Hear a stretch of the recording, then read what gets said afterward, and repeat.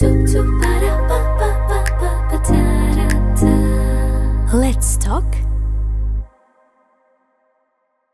মানে তুমি যখন তুমি বলেছিলে যে টিসিএস এ যখন চাকরি করতে তখন এরকম প্রায় মনে হতো ছেড়ে দেব তো সেই সময়টা একটু কর্পোরেট চাকরির সময়টা দেখো মানে ওটা আমার মনে হতো যে আমি এখানে মিসফিট, মানে আমার নিজেকে আমি ফিট করাতে পারছি না। কিন্তু এরকম আমার প্রচুর বন্ধু বান্ধব আছে যারা খুবই ভালোভাবে চাকরি করছে।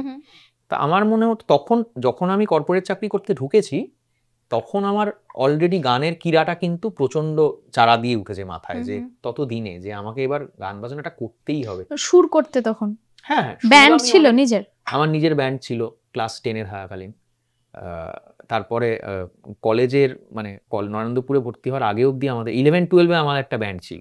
10 পরে বেসিক্যালি সেই 2 বছর আমরা ব্যান্ড নিয়ে শো করতাম।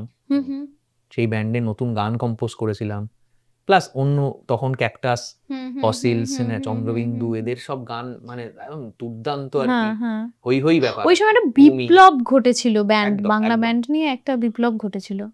বাংলা ব্যান্ডটা একটা ওই সময় বিশাল বড় ইনফ্লুয়েন্স, বিরাট বড় ইনফ্লুয়েন্স।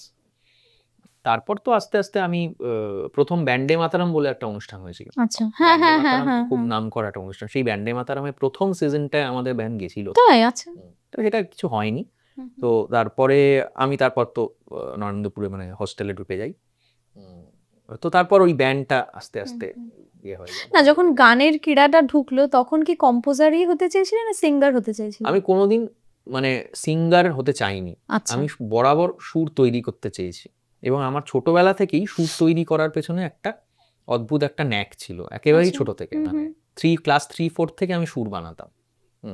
কিন্তু সেগুলো খুবই মানে অ্যামেচারি, কিন্তু আমি বলছি মানে ওই চেষ্টাটা মানে মনের মধ্যে হয় না যে অনেকের যে কেউ ছোটবেলা থেকে ছবি আঁকে, কেউ ছোটবেলা থেকে খেলে, মানে মানে ভালো ওই কেউ চেস খেলছে, কিন্তু আমার ওই ছোটবেলা থেকে সুর বানানোর একটা টেন্ডেন্সি ছিল। ক্লাস 8-এ গিয়ে আমি প্রথম একটা ভালো সুর করতে পারি। তখন মনে হয় যে না ওটা সেটা শোনানো যায়, সেটা শোনাবো।